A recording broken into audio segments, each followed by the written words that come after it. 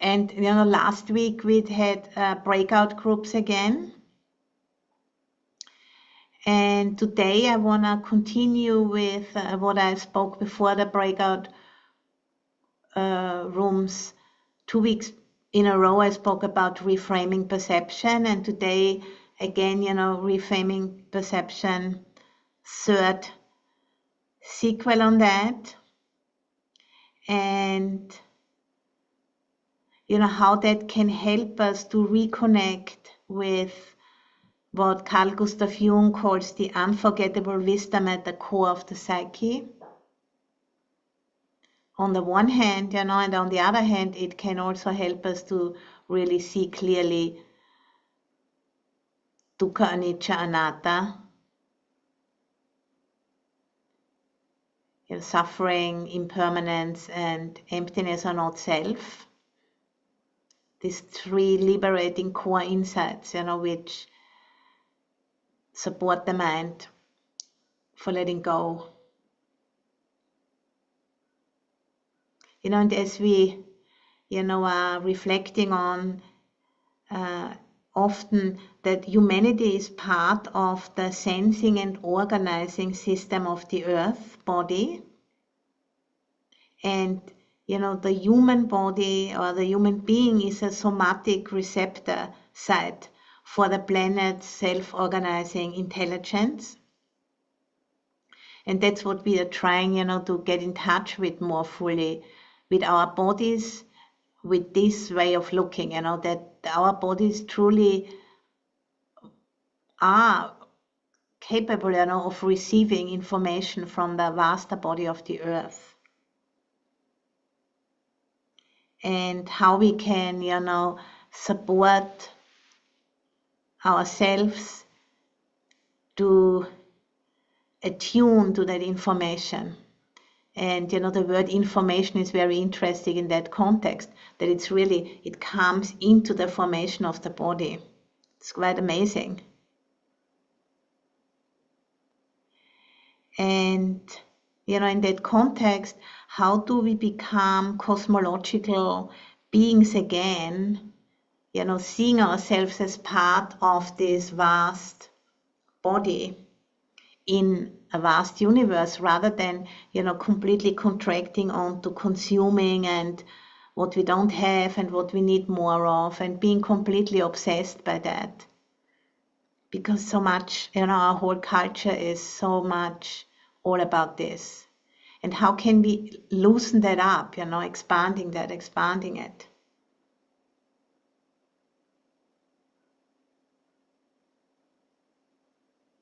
Because if we are managing, to recognize the earth as a living being and ourselves as participants in that being, like, cells in a body, that gives us a new way of beginning anew. And, in this time in the year, this is the time, when we are going towards the end of the year, and this is a very salient time for making kind of what we call adhitthana in the Buddhist teaching, making a determination, to work with a certain something, which we like to embed in ourselves, to create a new habit, a healthy habit. And for example, to look at ourselves as part of a living, intelligent earth would be a beautiful thing to try to reflect on, and maybe, put up some images, or at least one image in where we live, where that, as a reminder,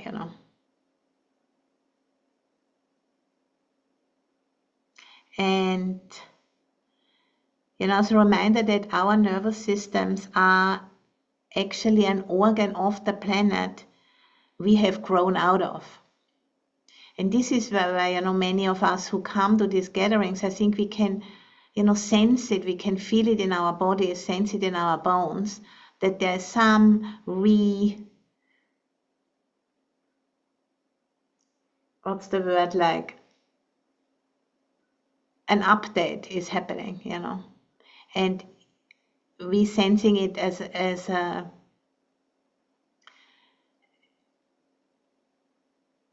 like an uncertainty about the future, There's times of stability and times of great changes, and we are certainly now in a time of great changes, and we can feel it, we can sense it. And some of us can hear what's called like the song of the earth, what the earth is trying to tell us. Some can hear it more clearly than others because the trauma, the unprocessed trauma interrupts the feedback flow. Because when our nervous systems are disorganized and fragmented, then we experience ourselves as separate, and there is very little capacity for attunement.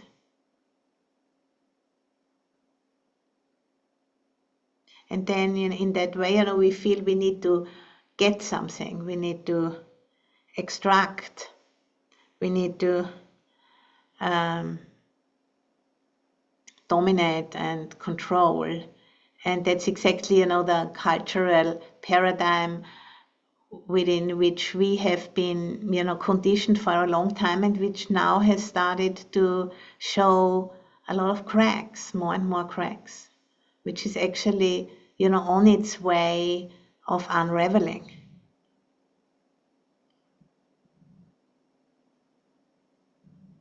Because, the disconnection and devastation and all of that, what we carry inside, is enacted on the outside, mostly unconsciously.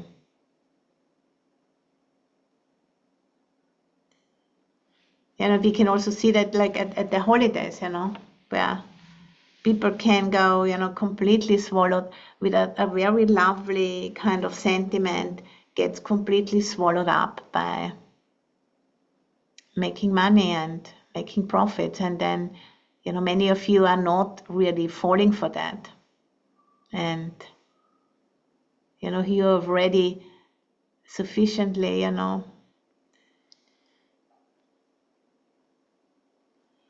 stepped back from all of this. Because we can choose a different response. Provided, we have enough awareness and we can, notice the moment between the feeling tone and the craving and the clinging. And this is where we can break the cycle, the cycle of what's called dependent origination in the Buddhist teaching, or paticca samuppada in Pali. The cycle, of becoming can be broken if we can stay with the feeling tone without going into craving and clinging, or at least without going into grasping and clinging. So if we have enough awareness to stay with the feeling tone and not give into the craving and the grasping, then the cycle doesn't continue into suffering. And to stay with the feeling tone and experience it can be very challenging, can be difficult to bear, as we all know, can be overwhelming sometimes. And this is, where expanding perception can really help, I think, to have more resilience, because to make meaning of it, to understand it in a bigger context, and develop a sense of devotion and reverence and a willingness to be with that stretching, because we know it's teaching us something. It's opening up old ways and helping us to connect with something more wholesome.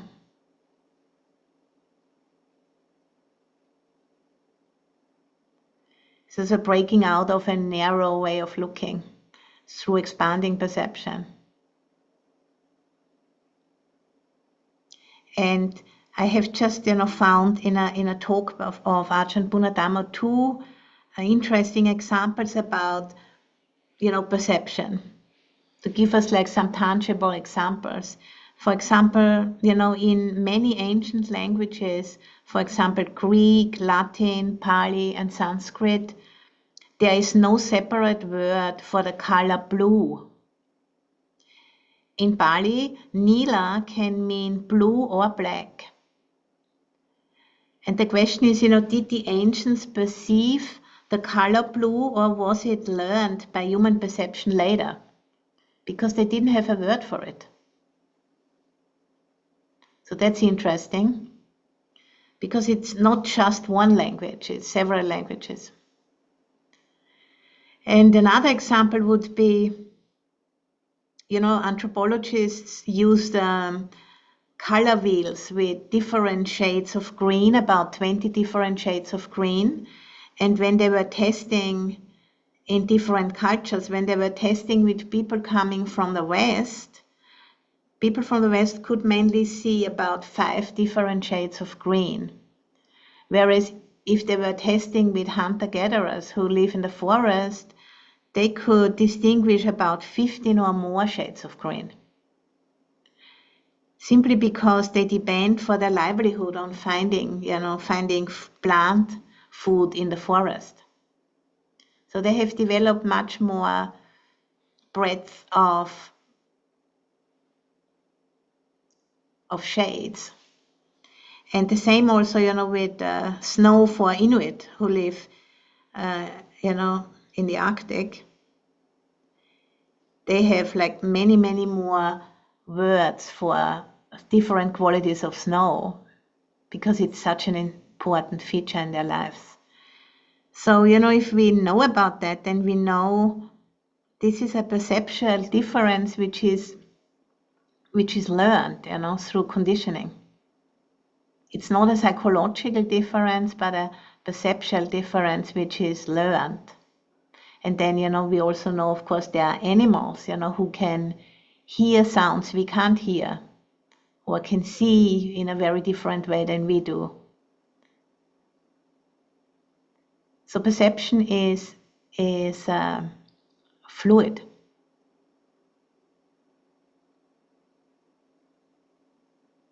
And perception, is trained in a way in order to make sense of the world, we live in. And they are not intrinsically real, but they are simply reasonably real to allow us to function and survive where we live and in the culture we live. And that's exactly why we need, to work on our perception, which is, bound by our culture, because it no longer really works very well. So, perception is a very important tool in opening up conditioning. And, today I've brought a guided meditation to give us another example how that can work. And I've learned that guided meditation from a fellow teacher. His name is Adam Loebel, and he learned it from the Work That Reconnects. And I've recently been teaching a series with a few teachers, a series for young people, and he, Adam, brought that meditation, and I really liked it. So I thought you might also, benefit from it. So please, find a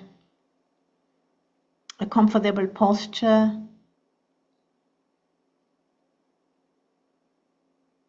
And the beginning part of the meditation today is that guided meditation called Our Life Seen from Afar. So expanding perception again, to see our life in a different context.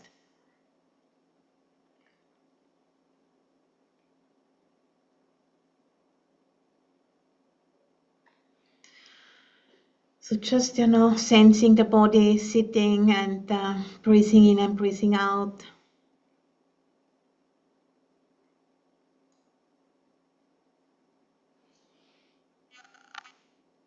And being aware of everything you're bringing here today.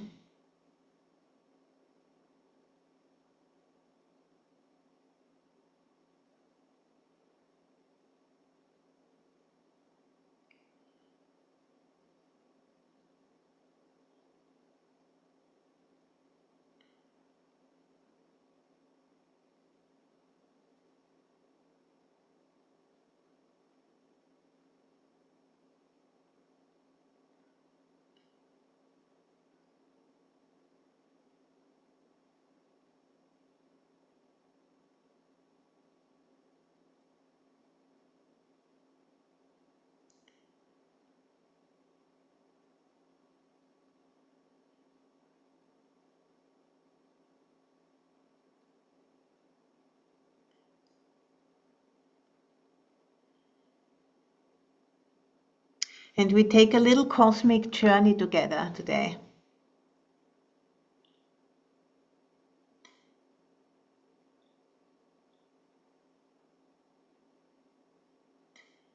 And if you like, you can close your eyes or leave them open. And I want to invite you into a mythic cosmic past.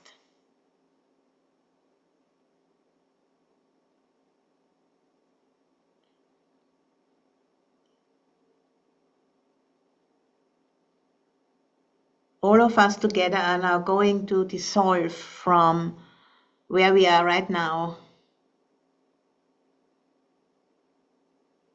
and also from the time we are in right now.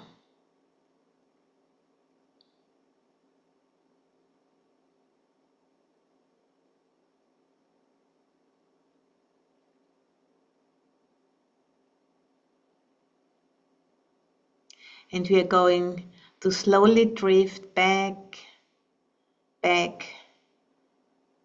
into a cosmic past from before we were born.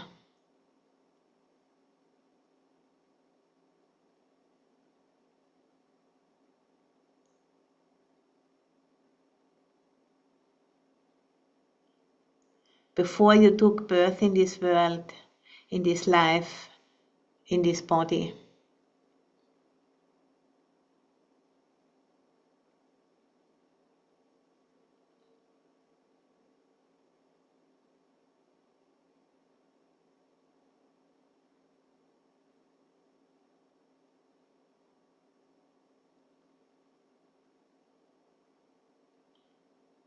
You do not have to believe any of this.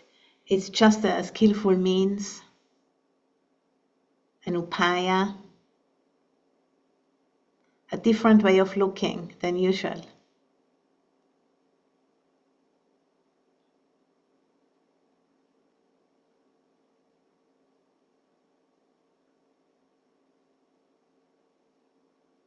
All of us together on this Zoom call are in a realm before time and space.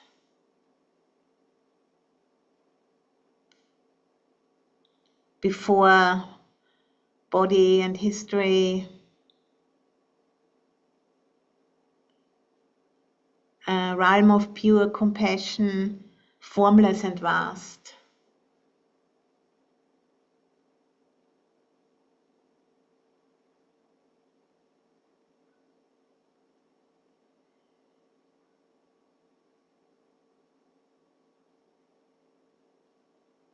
And let yourself dissolve into that space and be playful and creative. We are all there together in this compassionate realm before time.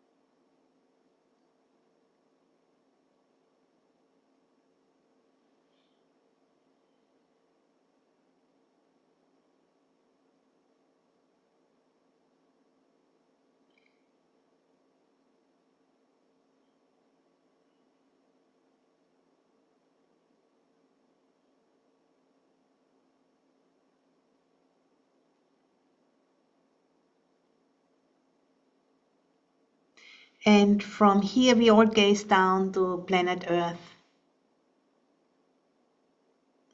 We look down upon this planet in the 21st century, and we see the beauty and wonder of this planet. The forests, the oceans, the birds, the shoals of fish,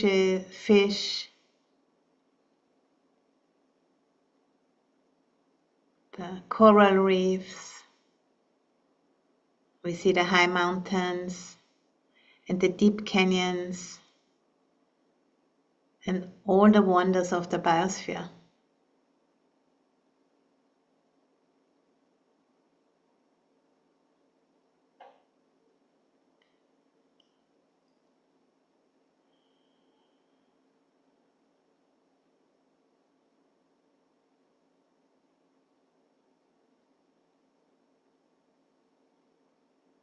And we also see the beauty that humans can create.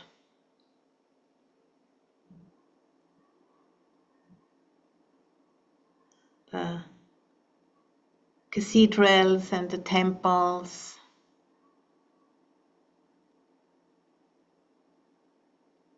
beautiful museums and amazing bridges and beautiful art, the love and the compassion,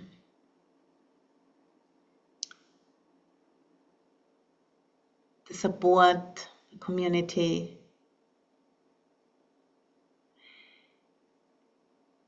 Especially now on Christmas Day, or Christmas Eve rather.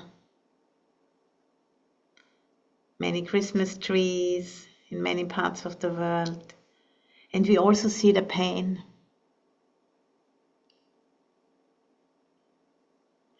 Individual frustration, anxiety, torment.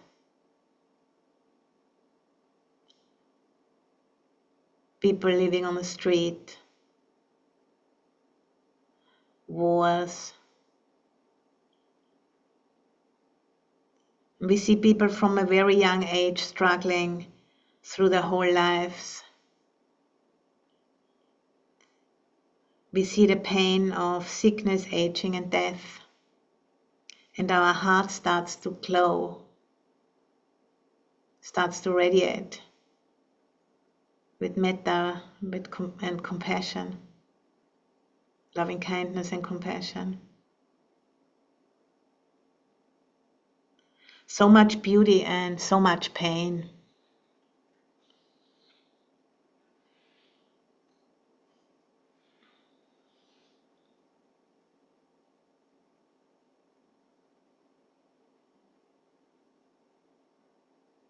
And just sensing into the heart.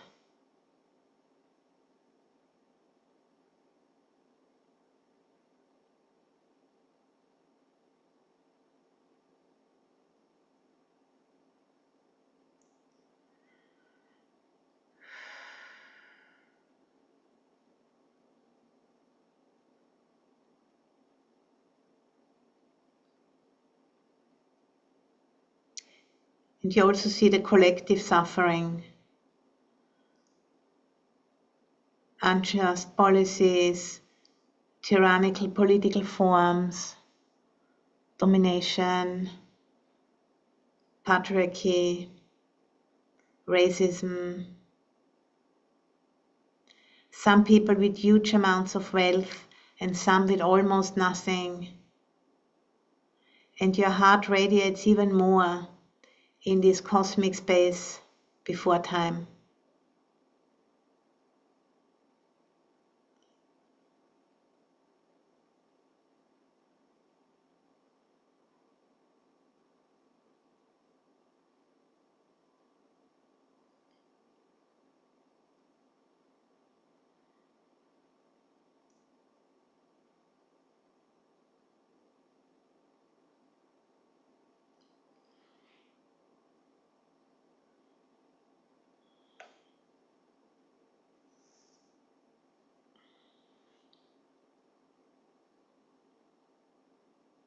And from this perspective, you see the possibility of even greater crisis, ecological collapse, climate mutation,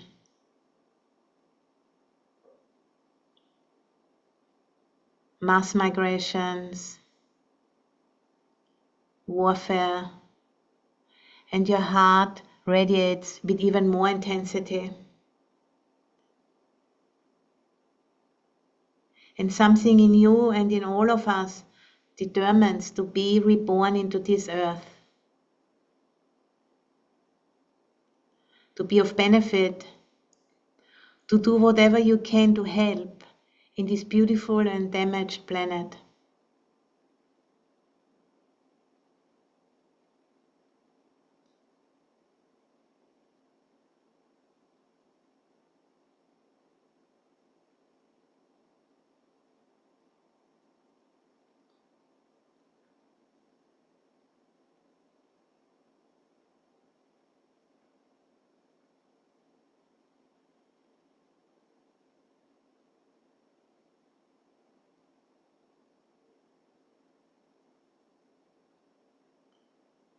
And out of that commitment,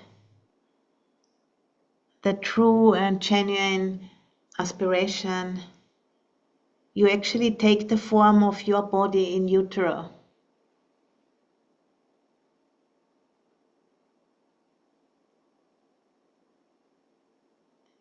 As that compassionate being that leads to the birth of your current body.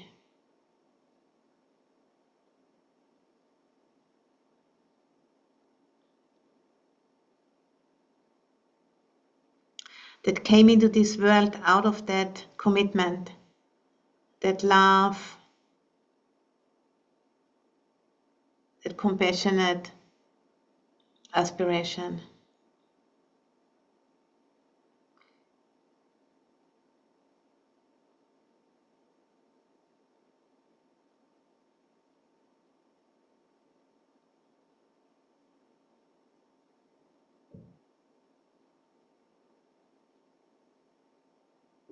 And your body develops and was eventually born and grew in the very context of your childhood, your family situation, your world around you, with all its privileges and struggles,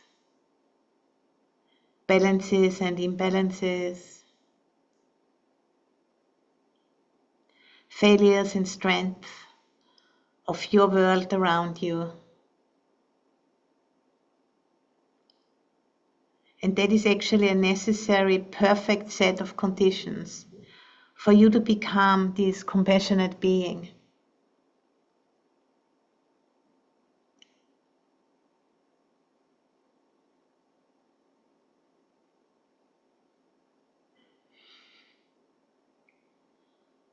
Every challenge you faced, even a little one, every struggle and trauma, every loss or stubbed toe, every time you hurt yourself or someone made fun of you, or you accidentally hurt someone else.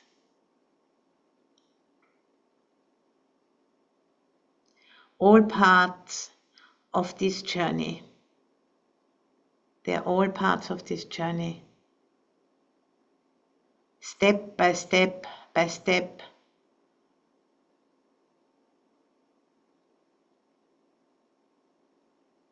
On this training ground.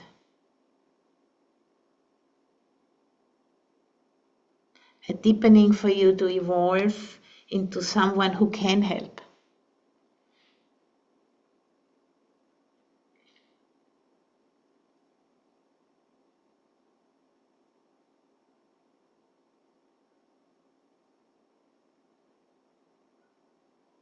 Someone who understands grief, poverty, suffering, racism, being belittled, hurting, all of your learning through your childhood, your adolescence, to the very age you are now, has been a journey to fulfill this intention, this commitment.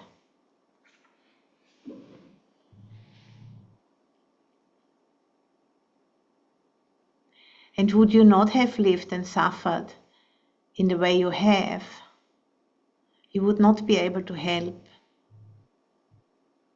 You would not know what suffering is.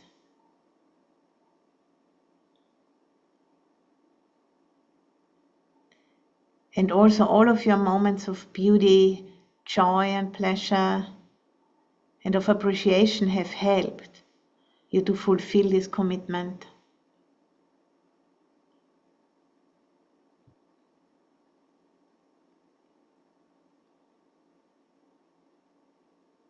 But this whole time, we have forgotten our original aspiration, our adhitthana.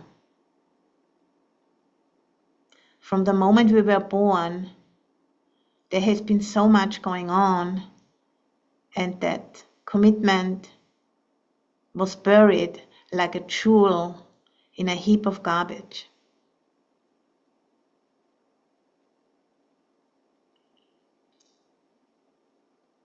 But through meeting each other and meeting the Dharma, we are now beginning to remember.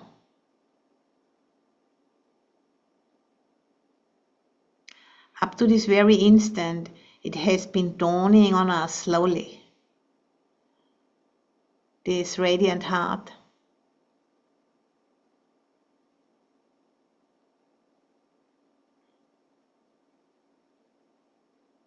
But now at this moment we remember. We have been all together in this cosmic space, and we made this commitment together to enter this birth, to bring love, compassion, to shift systems, to protect land, to care for each other, to do everything we can to care, to love, to help, to heal, to support in small and large ways.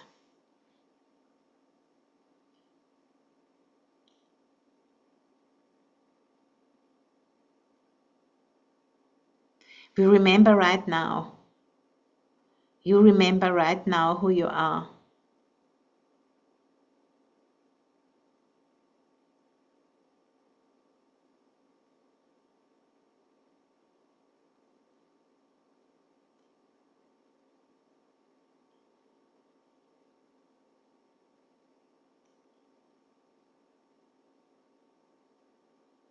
So, sense the radiating compassion or loving kindness in your heart.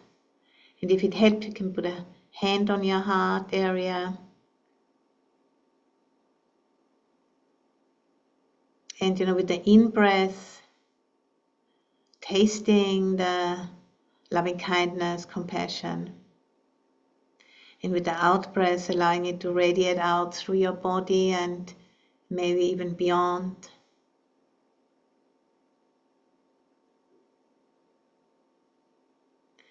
May all beings have happiness and the causes of happiness.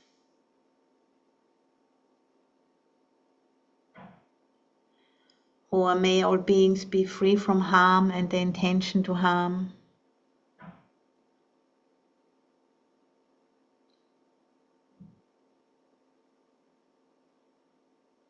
And for the remainder of the sit, we can just now be with that metta or karuna radiation meditation.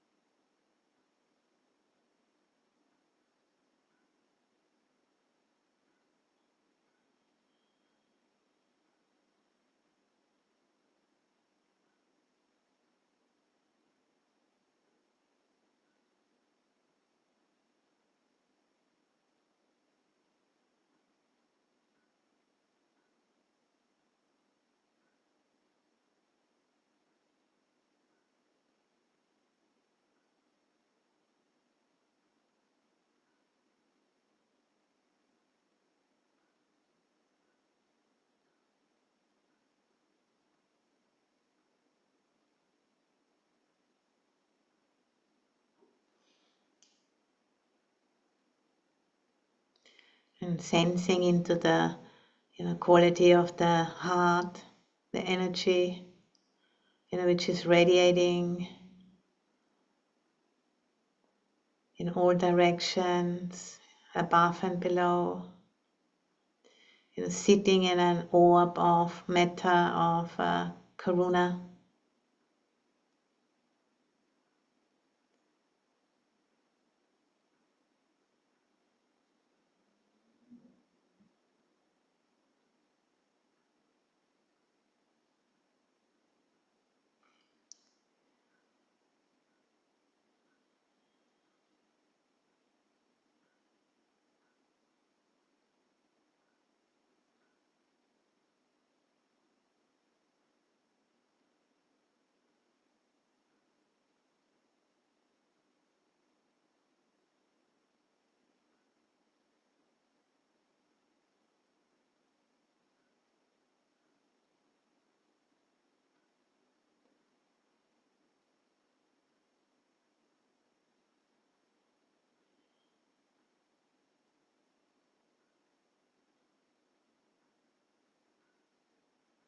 And the aliveness in the body,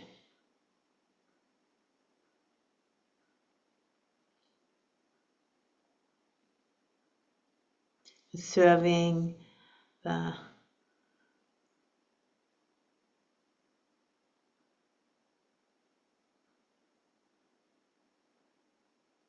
energy to bring relief, to bring kindness,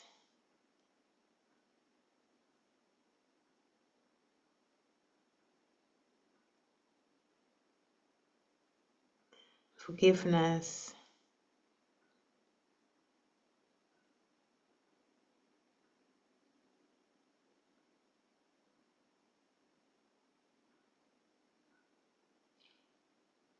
and goodwill, and in this special time of the year where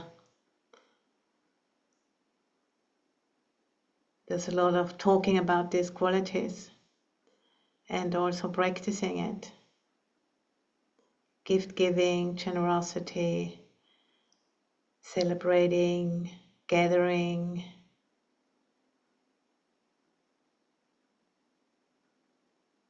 slowing down a little,